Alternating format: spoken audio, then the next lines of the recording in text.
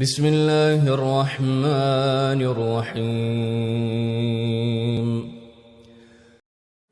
أعوذ بالله من الشيطان الرجيم. بسم الله الرحمن الرحيم. وقال نسوة في المدينة امرأة العزيز تراود فتاها عن نفسه قد شغفها حبا إنا لنراها في ضلال مبين. فلما سمعت بمكرهن أرسلت إليهن وأعتدت لهن متكئا وآتت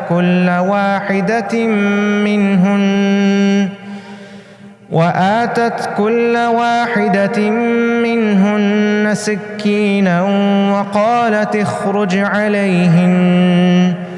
فلما رأينه أكبرنه وقطعن أيديهن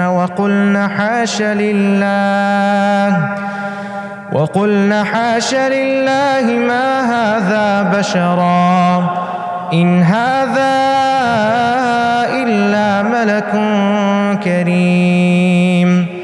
قالت فذلكن الذي لمتنني فيه ولقد راودته عن نفسه فاستعصم ولئن لم يفعل ما آمره ليسجنن وليكونن من الصاغرين.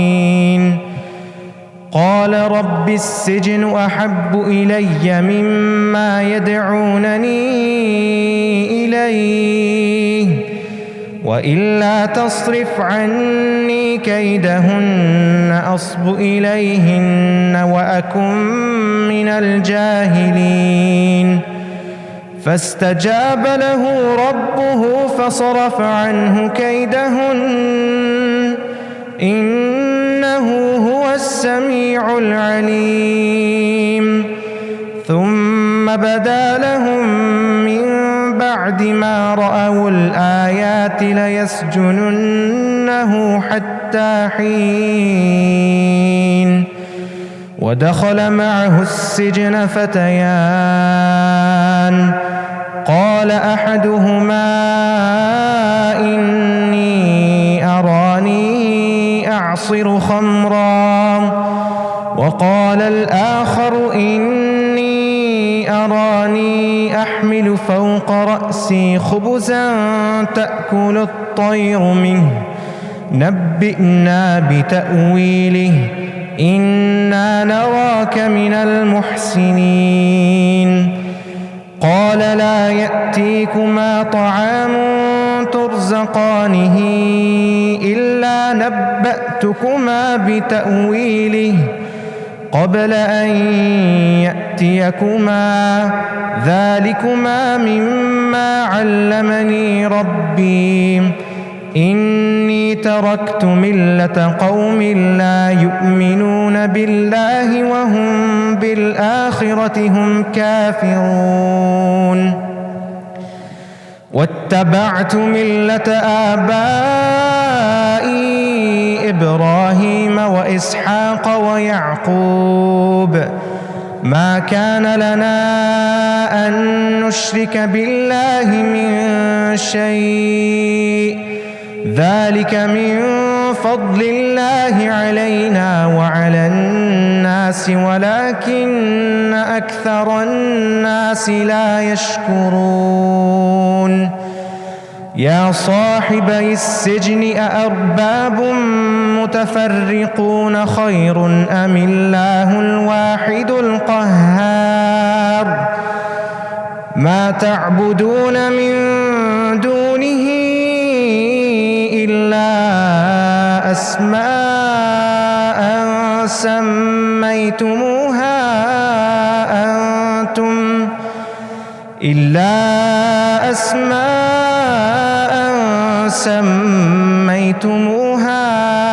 أنتم وآباؤكم ما أنزل الله ما أنزل الله بها من سلطان إن الحكم إلا لله أمر ألا تعبدوا إلا إياه ذلك الدين القيم ولكن أكثر الناس لا يعلمون يا صاحبي السجن أما أحدكما فيسقي ربه خمرا وأما الآخر فيصلب فتأكل الطير من رأسه قضي الأمر الذي فيه تستفتيان وقال الذي ظن أنه ناج منهما اذكرني عند ربك فأنساه الشيطان ذكر ربه فلبث في السجن بضع سنين. الله فيك بارك الله فيك جزاك الله خير.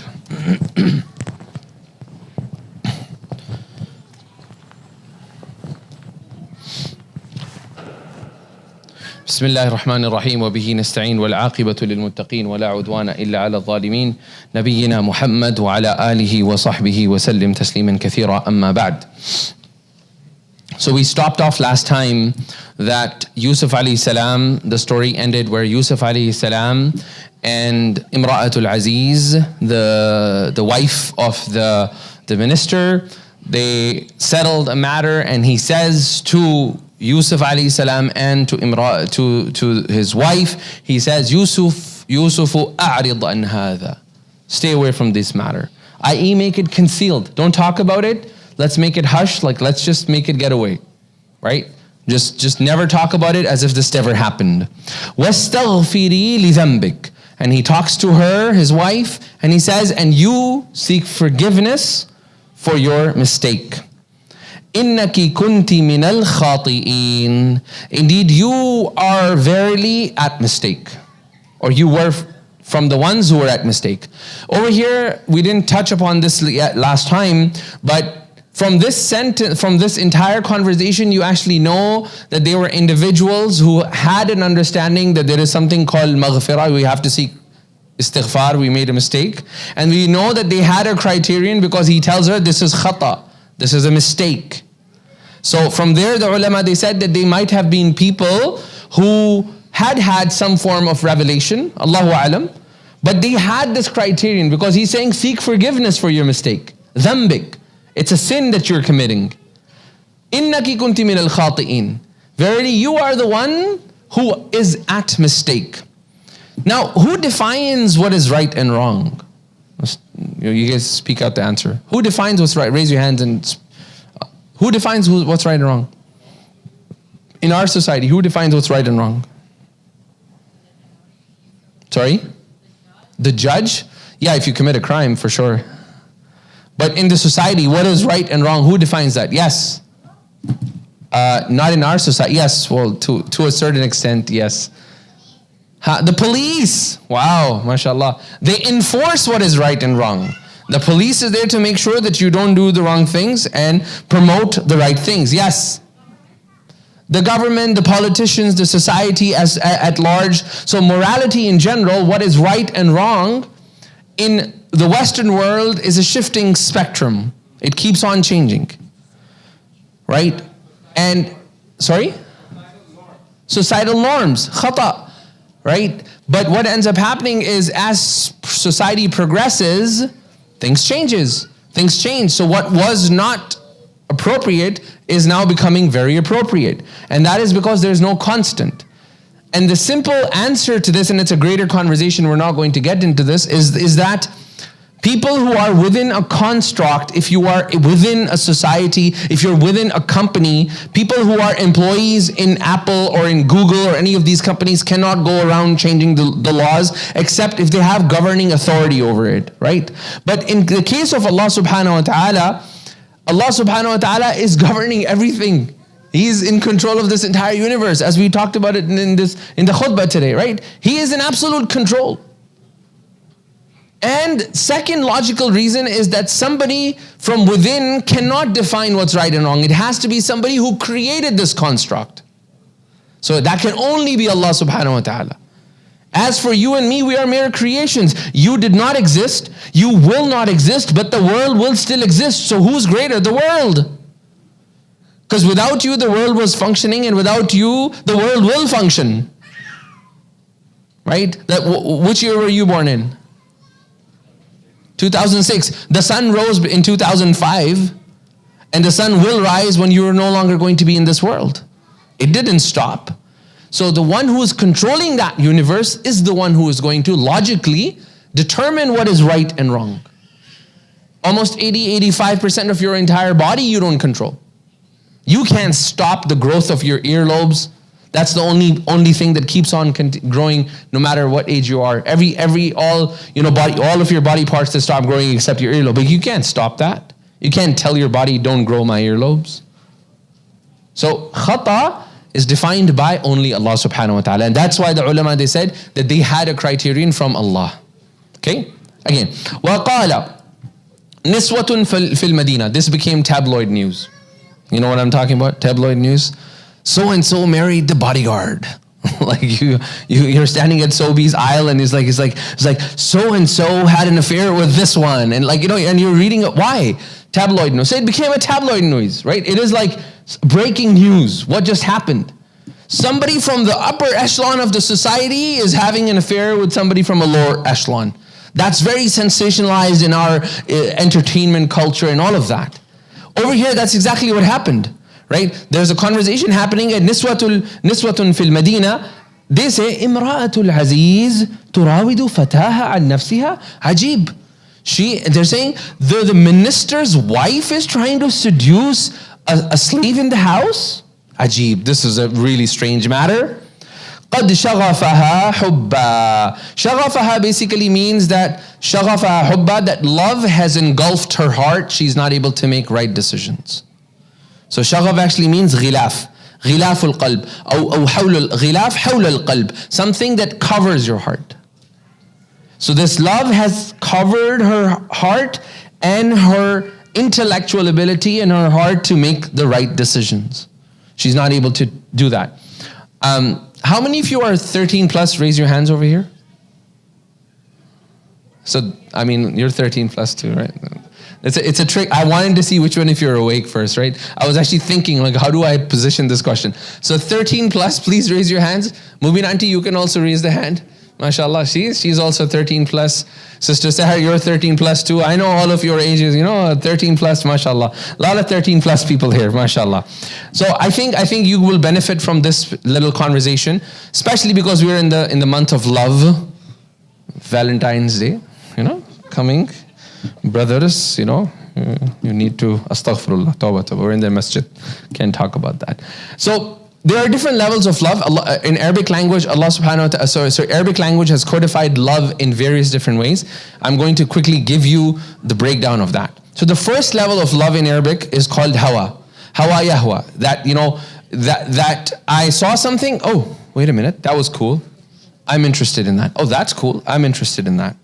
So hawa is that internal, that initial attraction that I have, and it took my attention, and I was like, whoa, that's a nice car.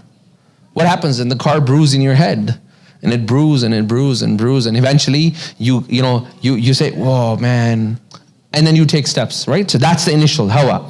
The next part is ta'alluq. I want to give you some relevant examples. So first is crush.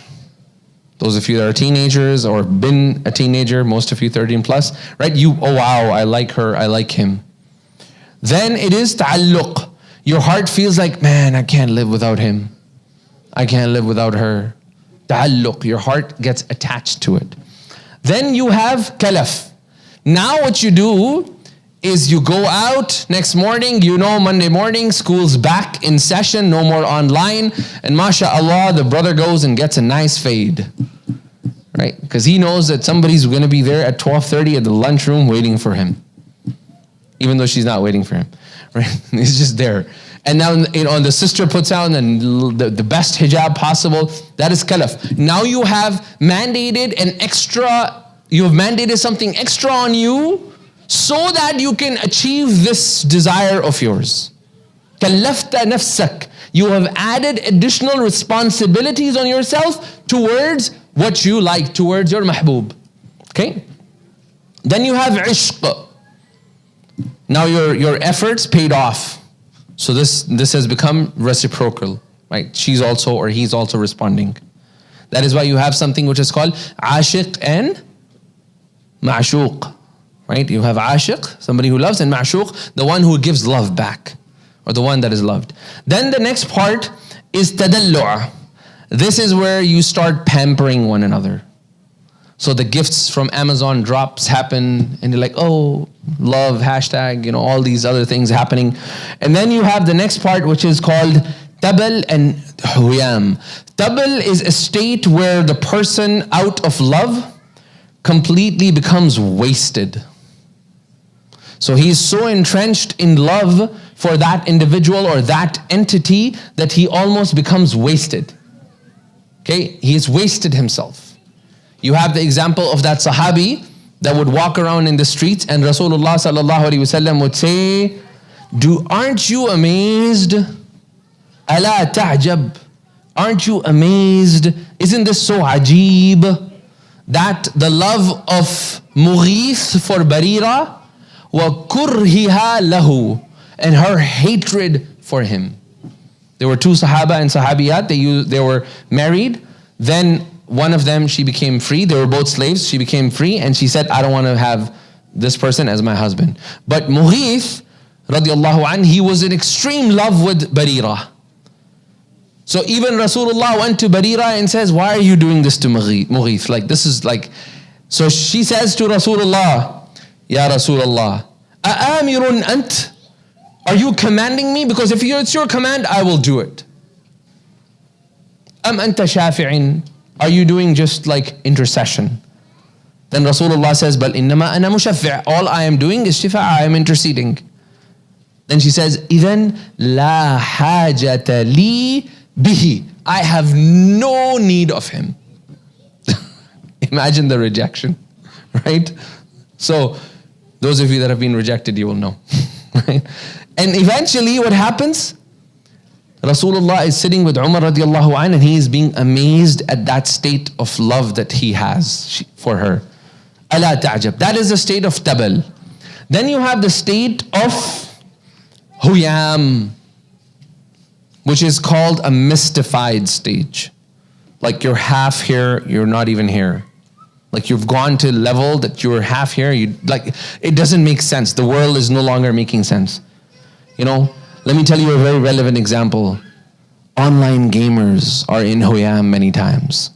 Because they're here and you call them, they're sitting there and they're in another world, and they're like, and then you try waking them up and you call them, hey, Isa, Musa, Harun, call whatever names, and eventually he's like, huh?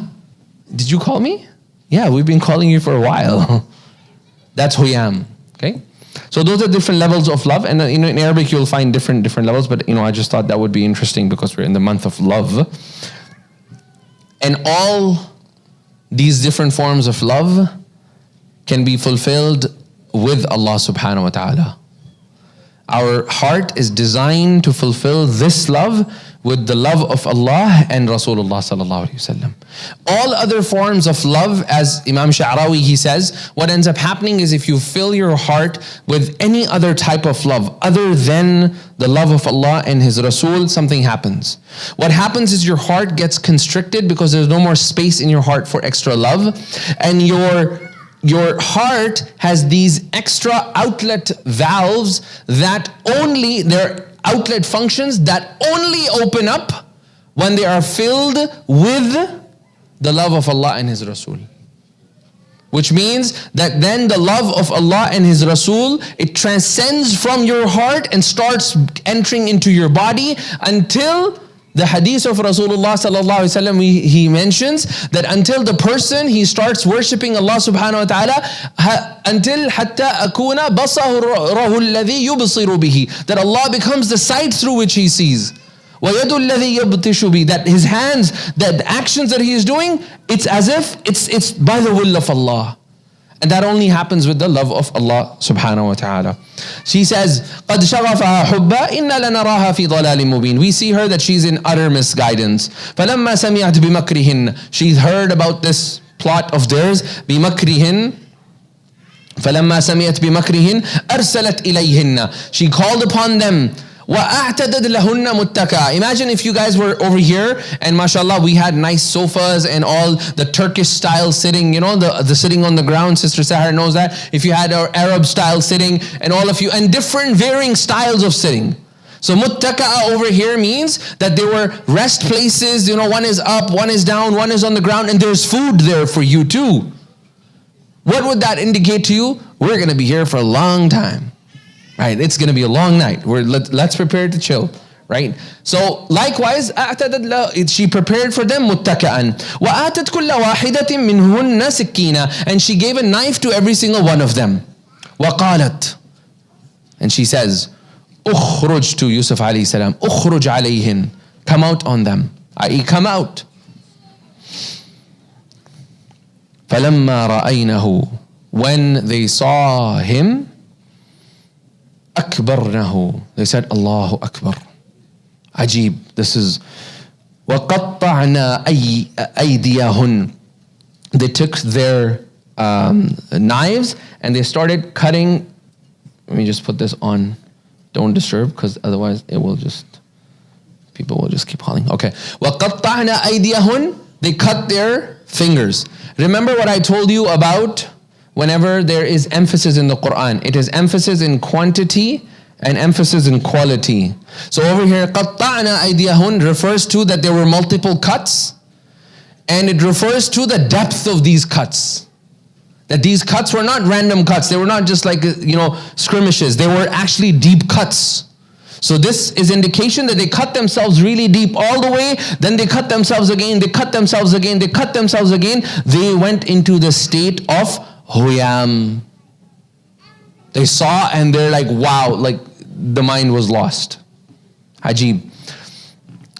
And they said, وَقُلْنَا حَاشَ لِلَّهِ, perfect is Allah subhanahu wa ta'ala. مَا هَذَا بَشَرًا, this person is not a bashar, this person is not a human being.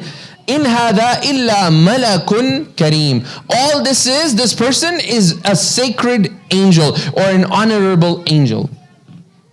Okay, did we talk about the beauty of Yusuf alayhi salam and stuff? I just want to remind myself, because I have another halaqah, we're talking about Shama'il in another masjid and did we talk about beauty of who is more beautiful, Rasulullah or Prophet sallallahu alaihi wasallam? Sorry, Prophet sallallahu alaihi wasallam and Yusuf alayhi salam. Did we have a conversation about that? Okay, perfect. So this masjid I didn't have a conversation. So who's more beautiful? Prophet sallallahu alaihi wasallam or Yusuf alayhi salam? And I want you to prove to me. You can't say Prophet sallallahu alaihi wasallam. Why? Or you can't say Yusuf alayhi salam. Okay, come on. We have to use some brain. Yes, no, you two can answer and you can't answer. You know about this, right? I did it with you in Isna, right? You don't remember? Okay, what's your answer? We did it with you in Isna. I remember. Come on, what are you talking about? Where's your dad? Where is he? He's here. There he is. Yes, I see you with the green shirt. Yes. Prophet Salah, why is he more beautiful? There is a saying from Aisha as well, that if they were, the women cut their hands, but if they would have seen my husband, like the Prophet, they would have cut their chest. Hearts. They would have cut their hearts. So that's one that it says that if Aisha radiallahu anha, she says that if you think Yusuf alayhi salam was beautiful, only if they had seen Rasulullah sallallahu alayhi wasallam, they would have cut their hearts with knives. Not that. Now, there's another narration which mentions it, and there's two ways to understand that. First is, we sometimes have this concept that when something is divided or devised, then it is not, we can't give it to somebody else. So when it says that Yusuf alayhi salam was given shatra al-husn, he was given half of the beauty. That does not mean that beauty is kept in a jar and Allah subhanahu wa ta'ala gave half and then the other 50% was distributed to the rest. It's like if you were to look at beauty as an entire entity, almost half of it was given to Yusuf alayhi salam.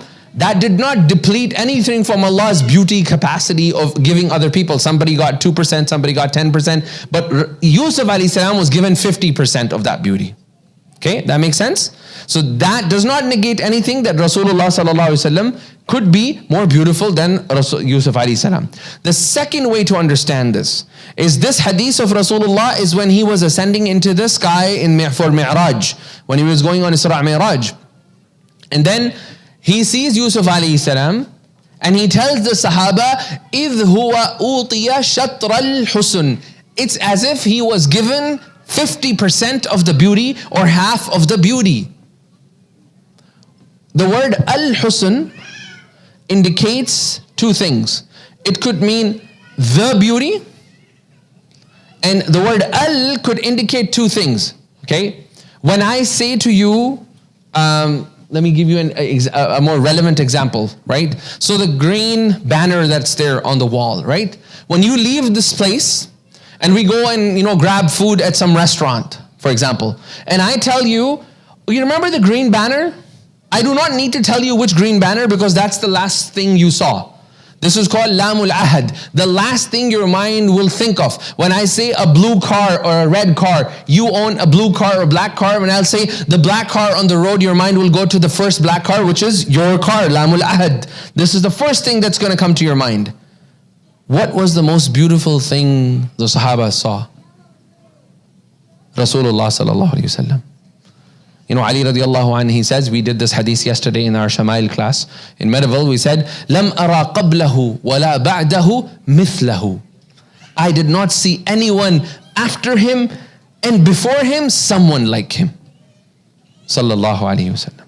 So they were accustomed to the beauty of Rasulullah. So when Rasulullah sallallahu alayhi wasallam is saying that Yusuf alayhi salam was given half of beauty, which means half of the beauty of Rasulullah sallallahu alayhi wasallam. Make sense? Everybody gets that? Al-Husn. Good. And the third way to understand this is Rasulullah's beauty was created and never divided with anyone. And the 50% of the beauty was given to Yusuf alayhi salam and the other 50 was distributed amongst the world. Okay? There are three ways that the ulama have understood this. So they're saying that hasha lillah, this is not a bash. Did they ever see an angel? In hadha illa malak.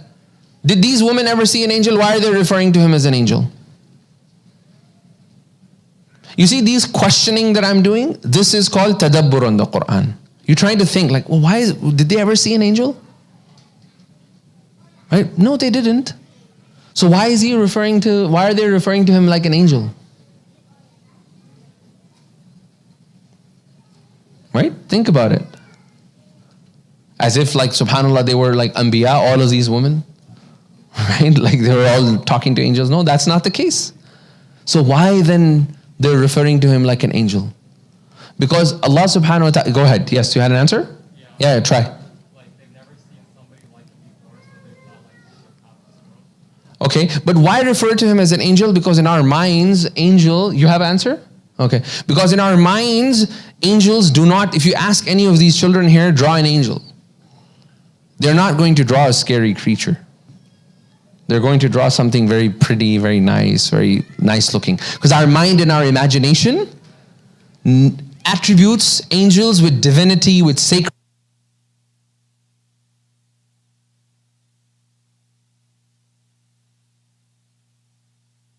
And you too. Yeah, the battery is dying on this. It's blinking, you have to change the battery. I have no idea what size of battery it is.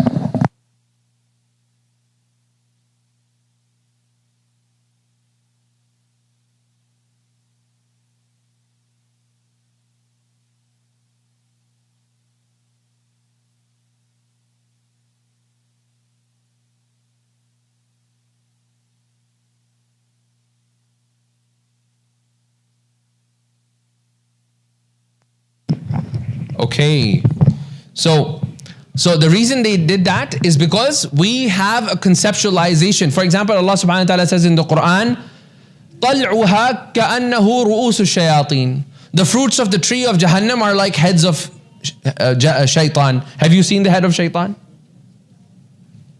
You've not even seen the tree. May Allah subhanahu wa ta'ala make us never see that tree. Right? It is in Jahannam. Why? Because we can imagine what shaitan is. Like you can have that imagination. We can imagine what is good and bad, and that imagination power is within us. Every single one of us has it. So they says كأنه ملك كريم sorry إنها إن هذا إلا ملك كريم قالت فذلكن الذي لمتنني ييتنا. This is the guy you were mocking me. This is the tabloid news. Do you see what you guys did to yourself now? ولقد راودته عن نفسي ولقد راودته عن نفسه فاستعصم. I tried seducing him, but فاستعصم. The way it should have been written in Arabic should be فَعَصَمَ. فَاسْتَعْصَمْ, he struggled in keeping himself chaste. You know, that chastity in him, he struggled for that. فَاسْتَعْصَمْ, that there was multiple attempts and he kept escaping and escaping and escaping. وَلَئِن لَمْ يَفْعَلْ مَا آمُرُهُ, and if he does not do what I'm commanding him, لَا يُسْجَنَنْ, he shall surely be put into prison. وَلَا يَكُونَنْ مِنَ الصَّاغِرِينَ, and he will be from those who are going to be belittled, i.e. you won't have any of this maqam left for you. You will be brought down back from being in the palace to in the prison. قَالَ, he said, Yusuf alayhi salam, رَبِّ السِّجْنُ أَحَبُّ إِلَيّْ مِمَّا يَدْعُونَنِي. Oh Allah, sijn is more beloved to me than what they are calling me out to. مما يدعونني إليه وإلا تصرف عني, and if you do not turn away from me. Oftentimes in the Arabic language, the word to turn away, you can have the word sarafa, or you can have the word a'rada. What is the difference between sarafa and a'rada? A'rada is something that you are capable of turning away. So you have the power and it is within your means to be able to turn it away from you. Sarafa means you were helpless, you had no power. You need you need an external help. That's why he's saying, وَإِلَّا تَصْرِفْ, oh Allah, if you do not turn this away from me, if you do not turn this matter away from me, عَنِّي كَيْدَهُنْ, their plots, أَصْبُ إِلَيْهِنْ, I will incline to them. The word asbu comes from the word sabi. Which means a child. Sabi. What does a sabi do? What does a child do? We have very good examples here. MashaAllah. We can all see what they do. They kneel, they incline. If they want something, they will cry that the mom or father has to pick them up. They're constantly changing their states of what they like and dislike. It's always changing. So he is saying, Asbu ilayhin. Right now, oh Allah, I have chosen not to do this. But there is a possibility I might incline to this if you do not turn this matter away from me. وَأَكُمْ مِنَ الْجَاهِلِينَ, and I will be from those who will be from the jahilin, from the ones who will be ignorant. Imagine, a Nabi of Allah is concerned about being a jahil. He's like, I don't want to, like he's a Nabi, wahi is coming to him, he is talking to Allah, Allah is inspiring him. Yet, he's concerned that I don't want to be from those who are going to be min al-jahilin. Right?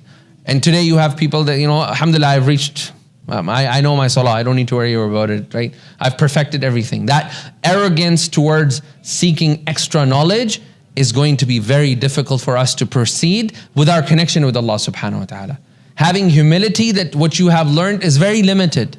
Very, very limited. What we know is less than what we do not know. Okay? فَاسْتَجَابَ لَهُ رَبُّهُ فَصَرَفَ عَنْهُ كَيْدَهُنْ. Allah subhanahu wa ta'ala listened to the dua of Yusuf alayhi salam, and he turned away their plots from Yusuf alayhi salam. إِنَّهُ هُوَ السَّمِيعُ الْعَلِيمُ. Indeed, he is the one who listens, as-sami' al-alim, the most the knowledgeable. ثُمَّ بَدَا لَهُم مِّن بَعْدِ مَا رَأَوُا الْآيَاتِ. They saw so many signs and it was most appropriate action to be taken. What? لَا يَسْجُنَنَّ. Let us put him in prison, hatta hin, until the matter kind of settles down. There's too much rattlation, too much has happened within the palace. We need to calm things down. Let's put him in the prison. We will address this later. Okay, so they just want to push this away so that this matter does not go out of the hand. وَدَخَلَ مَعَهُ السِّجْنِ فَتَيَانِ. Two young boys or young teenagers or young adults, they enter. The word fata, as we mentioned last time, could refer to somebody at the age of, it could refer to, again, so in the Arabic language, the child development, the way the child develops, those stages, like how love has stage. For example, they have every single stage, there is a name for it. So when you are between 1 to 7, there's a name for it. Between your 7 to 8, there's a name. When, for example, when you go from the teenage, it's called hazahwar, which means that they make you go crazy. Your brains go like this, right? So that word in the Arabic, like before Rasulullah, hazahwar, he is going to make you go crazy. Okay? Then comes the stage which is called fata. Fata is a stage which is between 17, 18, and 19 in Arabic. 17, 18, and 19. So this is the age of these sijin, these prisoners that are entering the prison. قال أحدهما. One of them came to Yusuf alayhi salam. إني أراني أعصر خمرا. No, I missed a line. ثم بدا لهم من بعد ما رأوا الآيات ودخل معه سجن فتيان قال أحدهما. One of them said, from the two that entered, إني أراني أعصر خمرا. I see that I am squeezing wine, خمر. وقال الآخر, and the other one said, إني أراني أحمل فوق رأسي خبزا. And I see that I have rotiyan on my head, khubz on my head. For those who love roti, that's a dream sight for you. MashaAllah, itni sari rotiyan. MashaAllah.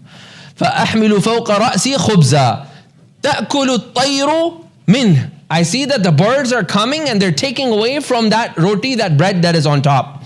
نبئنا بتأويلي. Give us the ta'wil. Who was with me in the Wednesday class? Okay, test for you guys. Okay, Wednesday class, test. What is the meaning of naba? It needs to have 3 things. Come on, guys. I know the food was really good that day, but the food came after. Who else? Noor was there. Yes. What is the meaning of naba? It needs to have 3 things. Come on. Yeah. It's got to add to your knowledge. It's got to be news, but it's got to be of big benefit. So it has to be news. It has to be something you did not know. It has to add lots of benefit to you. And the third thing, you just said it. You just said, what's the first thing you said? Yes, it is going to add additional information. Ma'luma, ilm, it is going to add beneficial ilm to you. That is called naba. Anything other than that is called khabar, news. But in English, both are translated as news. Nabbi'na, inform us, i.e. give us that information. We are unaware of what is going to happen. Tell us the news of what this dream means. Right? نبئنا بتأويله. The word ta'wil comes from the root word of awwal, which means the first meaning, the alpha meaning, the initial meaning. What is the intention of Allah subhanahu wa ta'ala showing me these dreams? I want to know that. إِنَّا نَرَاكَ مِنَ الْمُحْسِنِينَ. We see you from those who are the doers of the good. قال, he said, لا يأتيكما طعام ترزقانه إلا نبأتكما بتأويله. Wait. The food is not going to come. Likewise, the food is not going to come today until I finish my dars. Right? نبأتكما, I will tell you the news. I will tell you the information. I will inform you about this. قال لا يأتيكما طعام. Your food will not come to you. ترزقانه, which you will be fed. إلا, except نبأتكما, I will tell you, inform you. بتأويله, he. I will tell you the meaning of it or the interpretation of it. What is it? The interpretation of what? Sorry? The dream. Okay, the dream. In Arabic, there is a general rule that dhamir or a pronoun, it goes to the aqrab madhkur. It goes to the first thing the pronoun can go back to. So if you traverse back from a pronoun and you say, what is one thing that this pronoun can attach to?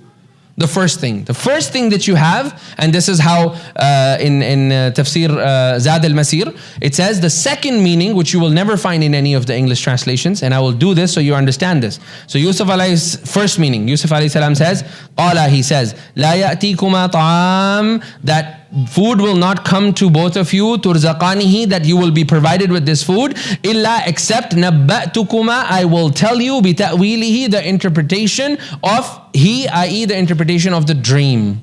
The second meaning I will tell you the interpretation, over here ta'wil, I will tell you the origin of the food, this ta'am. This food that is going to come to you, I will tell you before even the food comes to you, what that food is. Why? Because then that will have a lot more belief in his nubuwah, his prophethood, and his ability to give answers about the dream. Okay? قَبْلَ أَنْ يَأْتِيكُمَا. This, because before ta'wilihi, the ta'wil of this food, before this food comes to you. قَبْلَ أَنْ يَأْتِيكُمَا. Because of this sentence and the who, the ulama, they said it could be understood the second way. ذَلِكُمَا, this particular thing, this knowledge that I have, مِمَّا عَلَّمَنِي رَبِّي. Allahu Akbar. This knowledge is from my Rabb. Knowledge that you and I have is not from me, not from you, not from anybody else.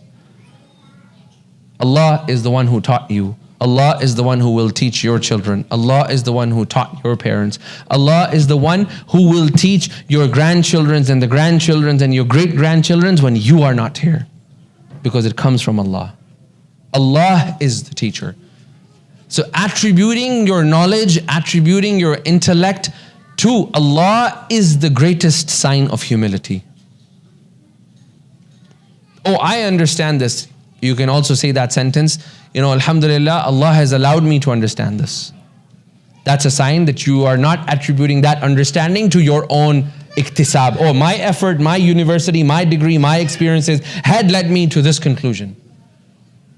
Because the brain that you use, the brain that you occupy, the body that you use is not yours.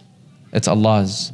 And He is saying that, ذَلِكُمَا مِمَّا عَلَّمَنِي رَبِّي. This knowledge is my Rabb. إِنِّي تَرَكْتُ مِلَّةَ قَوْمٍ لَا يُؤْمِنُونَ بِاللَّهِ. I left the way or the path of the qawm that do not believe in Allah.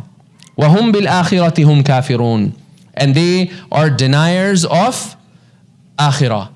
وَهُمْ, and they are بِالْآخِرَةِ, they are in akhirah, hum kafirun. Emphasis, like first, they don't even believe in akhirah, and on top of that, they're actually doing blatant kufr about it. Kufr actually comes from the root word of kafara. Kafara nara actually means that somebody who covers up fire. Kafara nara, ay somebody who covers up fire, sataraha aw akhfaha. He covered up the light of the fire. That's called a kafir. What does that tell you?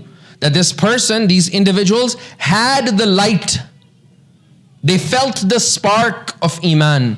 They chose not to follow it. That's why in Quran, the word kafir comes in multiple meanings. It comes in somebody who denies the bounty of Allah. You recognize that Allah is given to you, and kafir comes at the opposite of shakir. Shakur and kafur. That you are not thankful, and over here you're denying that this comes from, you're denying any thanks to the one who has done anything to you, the bounty to you. The second word of kafir is somebody who denies the aqidah of Islam. La ilaha illallah Muhammadur Rasulullah. But it's different from a mushrik. Kafir is a person who sees the truth, Allah gives him an opportunity, and then he chooses the other path. And the third kafir is sometimes refers to the believers when they choose not to obey the commands of Allah. And that's very rare in the Quran. Okay. وَاتَّبَعْتُ مِلَّةَ آبَائِي. I followed the way of my Aba, my fathers, Ibrahim wa Ishaq wa Yaqub. I followed the way of my father, Ibrahim, Ishaq wa Yaqub. These were the grandfathers of Yusuf alayhi salam. مَا كَانَ لَنَا أَن نُشْرِكَ بِاللَّهِ شَيْئًا. It is not befitting for us that we do any shirk with Allah. It's not befitting for us. أَن نُشْرِكَ بِاللَّهِ شَيْئًا. ذَلِكَ. This entire sequence that he has mentioned, عَلَّمَنِي رَبِّي, and I am مِلَّةَ آبَائِي Ibrahim. This, مِن فَضْلِ اللَّهِ. Your Islam, my Islam, is from the fadl of Allah. Not anything that you and I did. Not when you were sitting there, you said, human being check, Muslim, check. None of that. We didn't fill out. And those of you that came into the fold of Islam, you know the value of this more than Muslims. You know the true value of this. Because you were not born in this. And you see the pain because you see your parents, your family, other people that have not been given this bounty. And your heart burns inside for them to be able to get this. So if you are born in Islam, fadl min Allah. It's a bounty and it's a grace from Allah. Alayna. I mentioned today in the khutbah that the odds of you getting struck with lightning is a lot more than the odds of you in the grand schemes of the creation of this world coming into the world as a human. There is 1 to 400 trillion odds for you to be a human being on this earth, compared to if you look at the grand schemes of things of the entire cosmos of Allah subhanahu wa ta'ala. The odds of you getting struck by lightning is a lot more. Then the odds of you being born as a Muslim out of the 1 to 400 trillion odds, that is times 7, because if we say there's 1 billion Muslims in the world, 1.5 billion, then you're talking about 400 trillion times another 7. Ajib. This min fadlillah. This is from the fadl and the grace of Allah on us. وَعَلَى النَّاسِ, and on the people. Here is the problem. وَلَكِنَّ أَكْثَرَ النَّاسِ لَا يَشْكُرُونَ. Most of the people are not from those who are going to do shukr of this. Then he begins the next part. So I have 1 page. Can I finish this page? It'll probably take me 6-7 minutes, maybe 1. I'll finish this inshallah. Okay? Then he says, Ya sahibay sijn. Oh my friends and companions of Sijn. Okay? Every single Nabi that came before Rasulullah sallallahu alaihi wasallam, their companions were called what? Hawari. Okay? Disciples. A disciple does not have a choice to communicate, question what he's being told by the Prophet. And Rasulullah sallallahu alaihi wasallam, when he came, his followers were called ashab, companions. And that is why you see that when Rasulullah makes a decision in Battle of Badr, the Sahabi goes to him, he says, Ya Rasulullah, wahyun hu, this is a wahi. Are you choosing this spot because wahi came down? He said, La, innama huwa harbun wa makida. Rasulullah is like, it's all warfare and tactics. Then he says to Rasulullah, Ya Rasulullah, hada laysa bi makan. This is not a place where you should be sitting. Let's go and set camp at that location. That is much more appropriate. But at the time of other Anbiya, they could not do that. Similarly, when he's saying, Ya sahibay sijn, there was companionship. Like they were talking. The ulama, they said that these people had accepted Islam. They became the Sahabi of this. So the only other Sahabi, quote unquote, we have any information about is Yusuf alayhi salam, who had ashab, who had Sahaba. Rest of them, they all had disciples or Hawari. أَأَرْبَابٌ مُتَفَرِّقُونَ. In the matters of dunya, numbers equate to power. Okay, in the matters of dunya, numbers equate to power. But in the matters of divinity, in ilahiyat, numbers equate to weakness. Okay, it's reverse. The more gods you have, the weaker you become, not stronger. Because that power is then divided. So he's saying, أَأَرْبَابٌ مُتَفَرِّقُونَ. It's a logical argument he's presenting to them.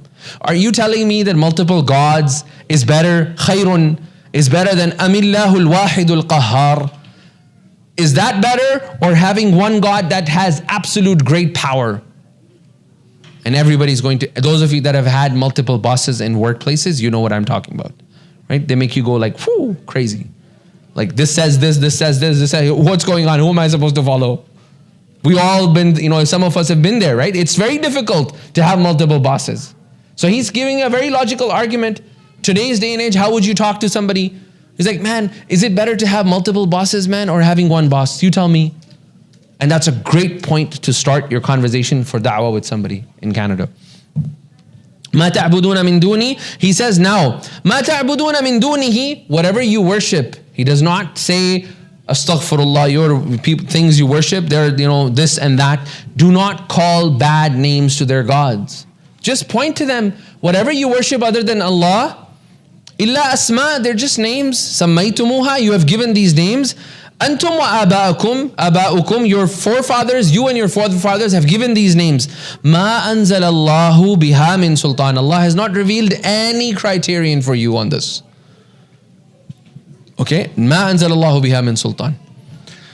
Inil hukmu illa lillah. Now he comes to the matter. He says, look, whether you follow this or follow that, understand that Allah has absolute hukum and power in this universe. Inil hukmu, all the power and all the decisions belong to Allah. What did He command? Amara, He commands, Allah ta'budu illa iyyah. Do not worship anyone other than Him. ذَلِكَ الدِّينُ الْقَيِّمِ. This is the true and perfectly established religion. وَلَكِنْ, but unfortunately, أَكْثَرَ النَّاسِ ولكن, but most people, أكثر الناس لا يعلمون, most people do not know. يا صاحبي السجن, now he gives them the news. He says now he has done his da'wah, he has told them what Islam is, now he gives them the answer. يا صاحبي السجن أما أحدكما فيسقي ربه خمرا. That one of you, you're going to go and you will be serving your master khamr. وأما الآخر, and as for the second, فيصلب, he is going to be crucified. فَتَأْكُلُ الطَّيْرُ مِنْ رَأْسِهِ, the birds are going to come and they're going to eat and peg away from your head and your brain. قُضِيَ الْأَمْرُ الَّذِي فِيهِ تَسْتَفْتِيَانِ, this matter has been decided and decreed upon, that which you seek fatwa from me in. وَقَالَ الَّذِي ظَنَّ أَنَّهُ نَاجٍ مِّنْهِ, then he finds a secluded time where he can talk to the one Yusuf alayhi salam thinks and he knows that this person is going to be saved. Udhkurni annahu najim minhuma, that he will be saved from the two. Udhkurni inda rabbik, go and make sure you remind your master about me. Tell him that there is this guy called Yusuf in the sijin, and such is his matter. Just don't forget about me. Go and tell him. Then it mentions over here, فَأَنْسَاهُ الشَّيْطَانِ. Shaitan made him, i.e. the person who was being saved, forget. The second meaning is, فَأَنْسَاهُ الشَّيْطَانِ, that Shaitan made Yusuf alayhi salam forget that the matters belong to Allah because he was in the prison. So he forgot that I shouldn't be asking, I'm a Nabi, I shouldn't be asking help from this human being, I can talk to Allah about it. I do think that the second one is it's further off. I think it's much better because attributing the forgetfulness of shaitan to a nabi, although this is an opinion, it's an opinion that's there in the tafsir, but I don't think it's appropriate because you're attributing forgetfulness to a nabi, and then later on you're saying shaitan is influencing a nabi, and all of these complexities show up. So it is better to say that فَأَنْسَاهُ, i.e. that person who was being saved, he forgot to mention this to his master. فَلَبِثَ فِي السِّجْنِ بِضْعَ سِنِينَ. So he stayed in the sijin, he stayed in the prison for بِضْعَ سِنِينَ. بِضْعَ سِنِينَ means 3 to 10 years, and it also means 7 years. Both meanings come. بِضْعَ سِنِينَ, 7 years, and it also refers to years between 3 to 10. بِضْعَ سِنِينَ. That he stayed in the prison for 7 to 10 years. We don't know the exact time. وَقَالَ الْمَلِكُ, inshallah we'll begin from here next week. Ayah number 43. We'll begin from that. وَقَالَ الْمَلِكُ ائْتُونِي وَقَالَ الْمَلِكُ إِنِّي أَرَى, the dream of the king, and what happens to the dream of the king, and how he seeks help from others, inshallah. بِإِذْنِ اللَّهِ. بَارَكَ اللَّهُ فِيكُمْ, inshallah.